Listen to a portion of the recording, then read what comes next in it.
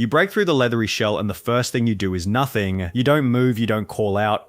You sit perfectly still in a nest that smells like rot and warmth and something you don't have a name for yet. The egg beside you is rocking. There are 4 others. One of them stopped moving 2 days ago. You don't know that. You don't know anything yet. You are the size of a house cat and you already weigh more than one. Your skull is soft. Your frill hasn't hardened. The 3 points that will define every moment of your existence for the next 25 years are barely there. Just nubs. Promises of what's coming. Your mother is 20 feet away and she is not coming closer. Not because she doesn't care, because she has 6 tons of walking territory, and if she gets any nearer she will crush you by accident. She planned this before you existed. The nest is exactly far enough. You will learn what that means later. Right now you are warm and hungry and you have no idea what you are. Skip forward. You are a few weeks old and you have discovered the only rule that matters. Stay with the herd or you're already dead. Not probably dead, not at risk, already gone. You don't understand tactics, you don't understand pack hunters. You only know that when you wandered 30 feet from the group last week, something screamed in the trees and your mother was suddenly between you and the sound. Her horns lowered, her entire body angled like a weapon. The thing in the trees left. You stayed closer after that. The herd is 40 animals moving through a river valley that won't exist in 66 million years. You are the smallest thing here and everything is built for something exactly not your size. The adults eat from trees you can't reach. They cross rivers you can't swim.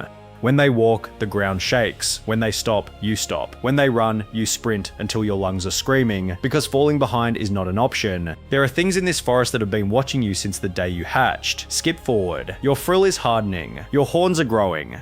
And you are learning something that will shape every single day for the rest of your life. You are not built to run. You are built to stop everything that runs at you.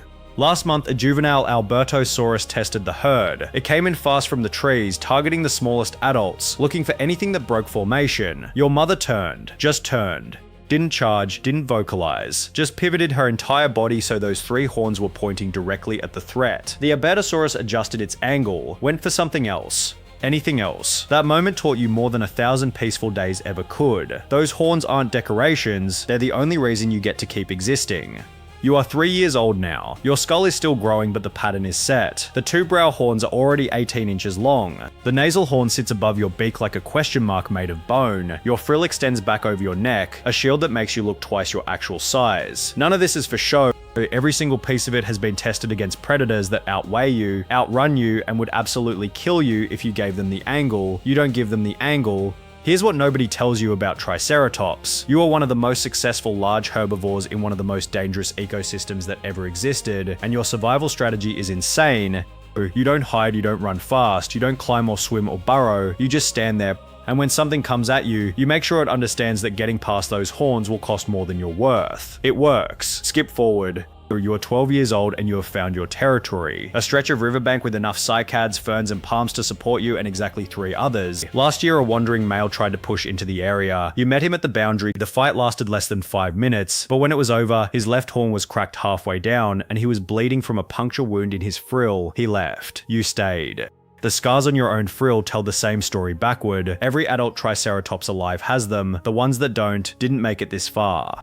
You are descended from every individual that locked horns and pushed and refused to give ground. That's the only reason you exist. But here's the thing about being built like a tank. You're not built for what's about to happen. The seasons are changing wrong. You don't have the context to understand that. You only know that the rivers are running lower than they should. The ferns that used to grow thick along the valley floor are thinning out. The palms are shedding early. You push further into the forest looking for food. So does everyone else. The competition is getting tighter. The fights are getting longer. 2 months ago you locked horns with a rival and pushed for 40 minutes before he backed off. 40 minutes of continuous pressure, heads down, horns grinding, every muscle in your body screaming. You won. You held your ground, but the food is still disappearing. You've survived the predators, you've survived the fights, and now you find out something nobody tells you about Triceratops. You are not built for this. Skip forward. Something is wrong with the sky. You've been watching it for 3 days now, and it's doing something you've never seen before. There's a streak of light that gets brighter every night. It doesn't move like a star. It doesn't fade like the sun. It just sits there in the western sky, getting bigger. You don't know what it means. You don't know what an asteroid is.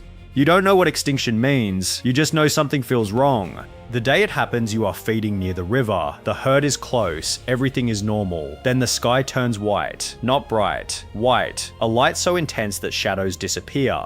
You've never seen anything like it. Nobody has. Every animal in the valley stops. Birds fall silent. Even the insects go quiet. For exactly 4 seconds, the entire world holds its breath. Then the sound arrives. It's not loud. It's something past loud. It's a physical force that hits you like a wall. Trees snap. The ground jumps. You are knocked sideways and you don't understand how because nothing touched you. The herd is scattering. You run because they're running. You don't know where you're going. You just know you have to move. The shockwave passes. You're still alive. The herd reforms. You're all shaken, but you're together. For a moment, it feels like maybe that was it.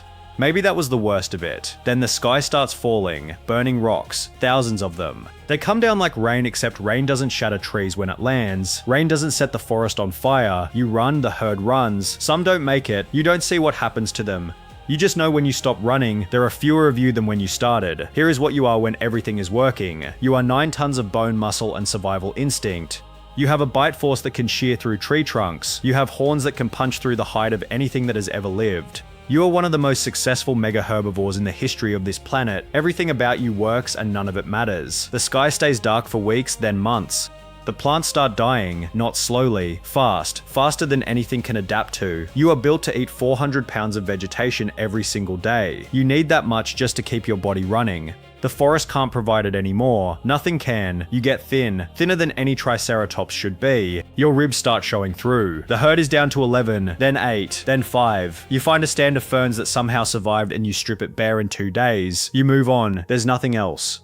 The last time you see another of your kind, it's lying on its side near what used to be a river. It's not moving. You don't stop. There's nothing you can do. You just keep walking because that's all there is left. You make it 40 more days. On the last morning you try to stand and your legs won't hold you. You try again. Nothing.